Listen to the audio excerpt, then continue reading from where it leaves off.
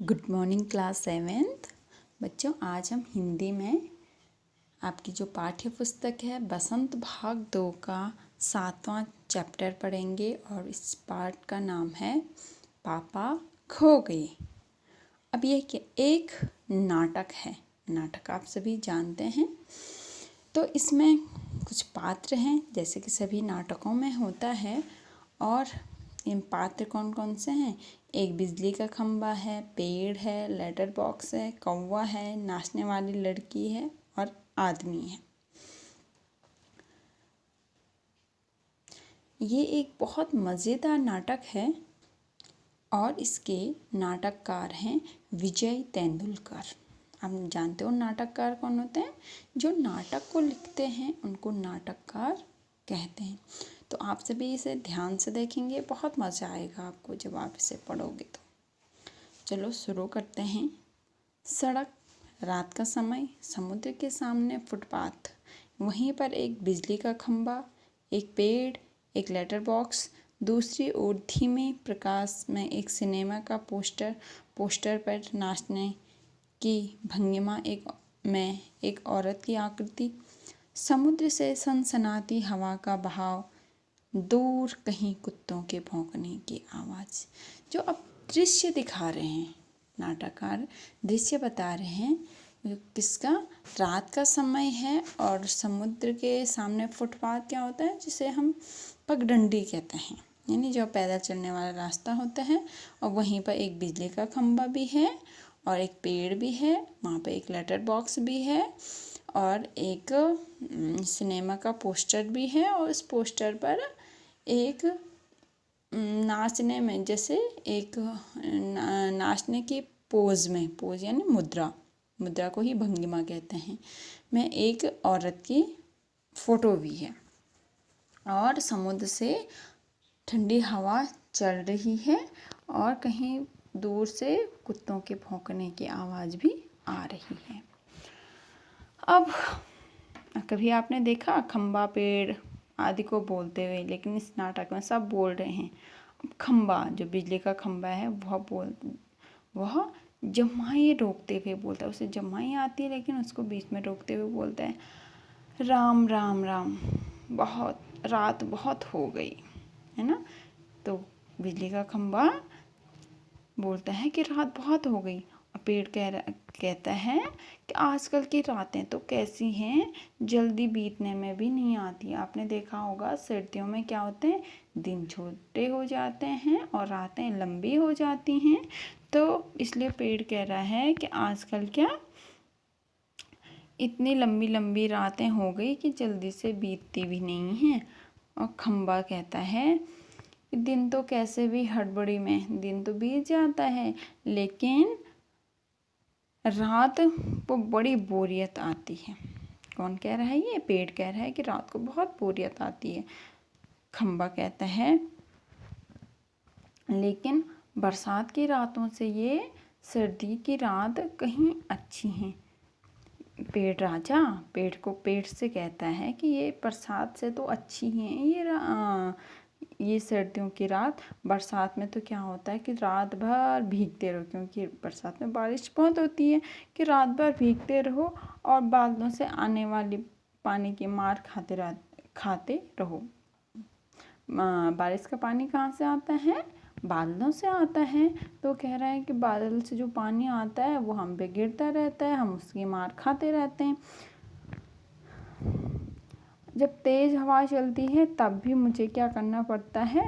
Bulb को पकड़ कर के एक टांग पर बिल्कुल खड़ा रहना पड़ता है, बिल्कुल वो अच्छा नहीं होता है।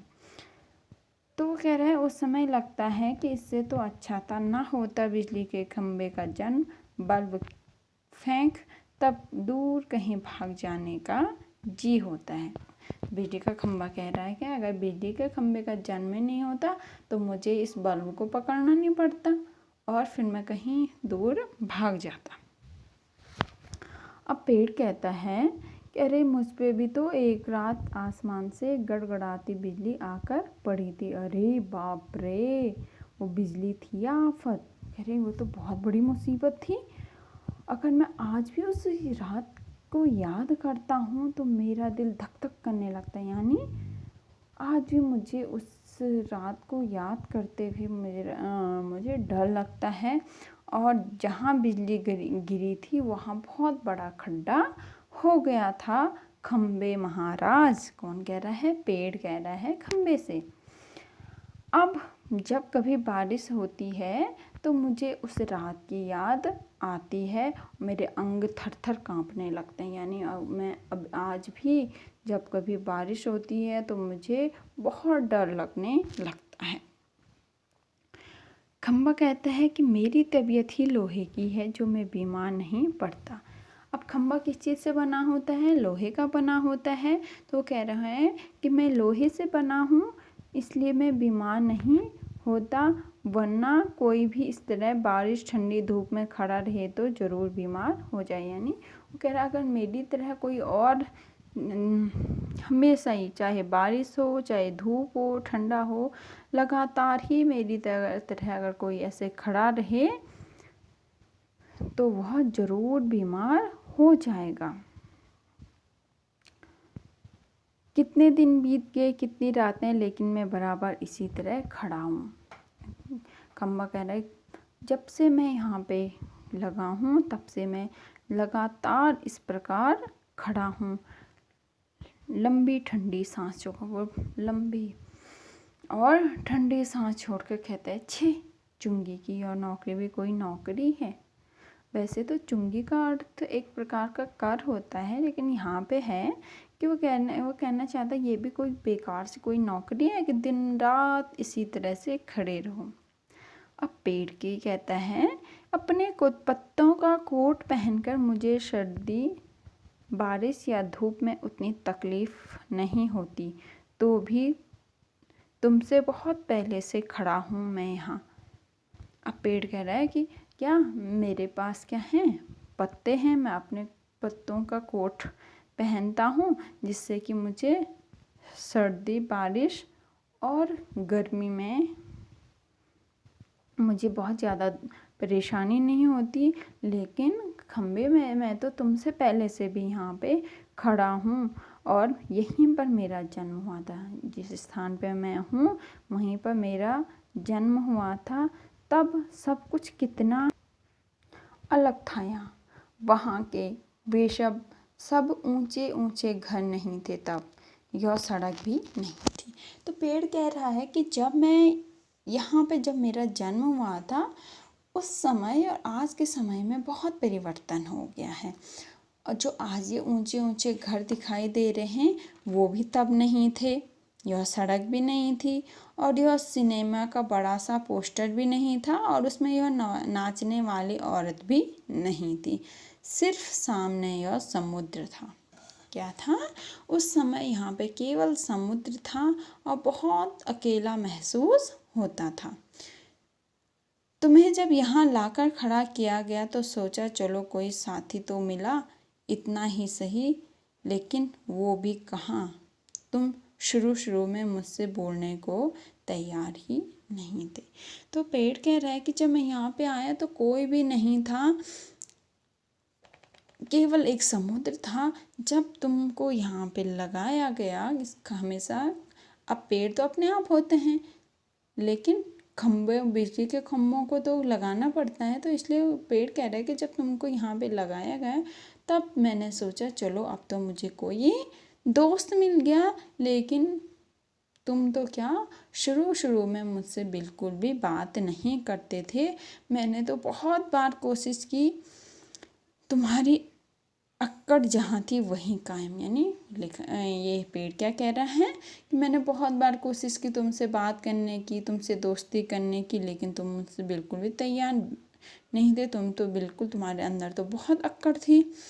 फिर मैंने भी क्या सोच लिया, इसकी नाक इतनी ऊंची है तो रहने दो।